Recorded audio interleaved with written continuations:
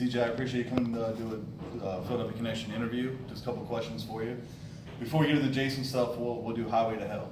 Okay. How did you get that role, and what did you think? Did you think the movie was going to be like a cult classic like it was? You know, it was interesting because the call, as usual in my career, was given to somebody else. And it just happened the actor that had done a film, I don't remember the call of the film, but it was a line popular that says, "I come in peace." And the gentleman didn't realize his face would be prosthetically covered. Wow.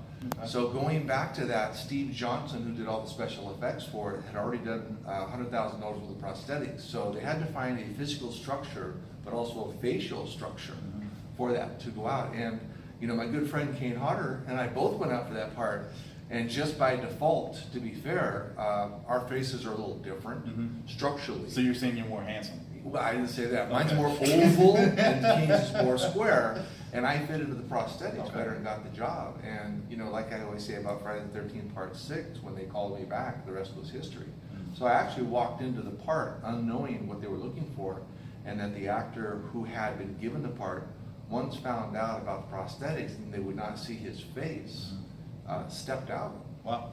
How long did that take each day for that makeup on that? Took about 5 hours. That was pretty Wow. extensive, very similar cow. to probably what Robert Englund went through for the Okay. Freddy Krueger, because there were about 6 or 7 pieces. I remember sitting up at 3 o'clock in the morning and going through the prosthetics, watching MTV while I was sitting in a makeup chair falling asleep until 7 o'clock. And then of course set call would be at 9. And then of course you'd shoot all day long. I missed quite a few lunches Right. as a result because the lips were glued on, and Oh. you start eating, the oils would separate the skin wow. and the prosthetics. So they gave me protein shakes with a straw so I could eat for lunch. Wow. Well, we'll jump in Jason. Obviously, one of my favorite Jasons, Jason Part 6, Jason Lives. What was the biggest stunt that you had to do in that? Like, what was the hardest stunt for that movie? I think, you know, let me broaden that a little differently. Just for clarifications, when I did Friday the 13th, and even after, I was not a stuntman. Right. I had never been to stunt school. I had never done a stunt. So categorically, every stunt was something new to me. You know, to have my back set on fire, to be chained down 20 feet on an Olympic-sized swimming pool, breathing off a regulator when I would signal for a safety diver to come in. So I think every one of them was challenging, but at the same time, interesting, Right. because I didn't think anything of it. I just thought, oh, I can do this. They're gonna put a cable on me and I'm gonna jerk back 10 feet in the air. I mean, okay. Yeah. Michael Nomad was my stunt coordinator, and he really took me physically and said, okay, you've got a physical background and you should be able to be okay. But he walked me through everything I would see or not see. You know, when you're breathing underwater at 20 feet in an Olympic-sized diving pool, it's night. Everything has been blacked out.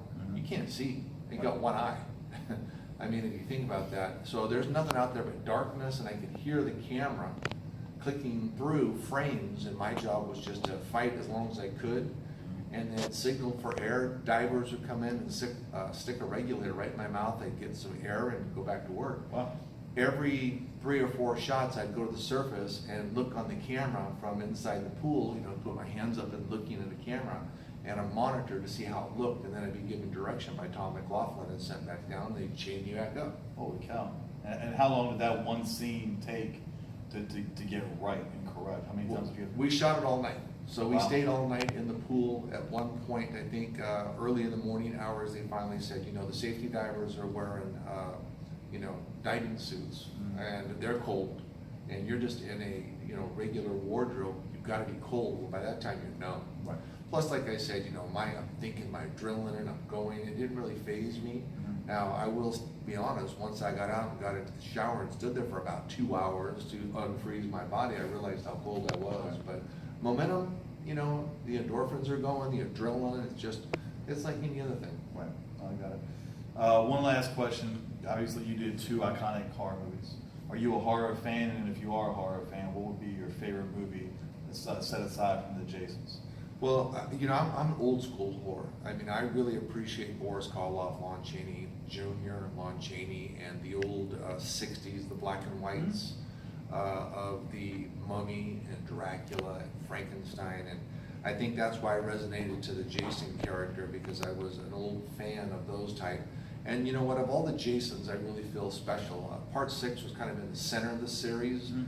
Jason Lives is bringing back to Jason. I get to actually be actually the only Jason that's got a Rock and Roll Hall of Famer doing the music, Alice Yep, Cooper. yep. I get to be the only Jason that was brought back to life, like Frankenstein. When you start, I get to be the only Jason that's got a James Bond opening. And I didn't think about that. and I'm the only Jason that actually had a Batman utility belt, when you think about it. I forgot, yeah, I didn't think about that. So either. it's That's kind of pretty cool. interesting Yeah, to that's sit pretty back cool. and look at it. And then it's got a little Abbott Costello in it, you know, Mhm. some comedy, but there's no fun made of Jason. Jason takes care of business. All right, so one last question. What was your favorite kill in the movie? My favorite kill is breaking the sheriff's back. And the reason for that, there's no blood, there's no guts. And my friend Kane Hodder, you know, we all talk about his favorite kill is the sleeping bag, of Yep. course.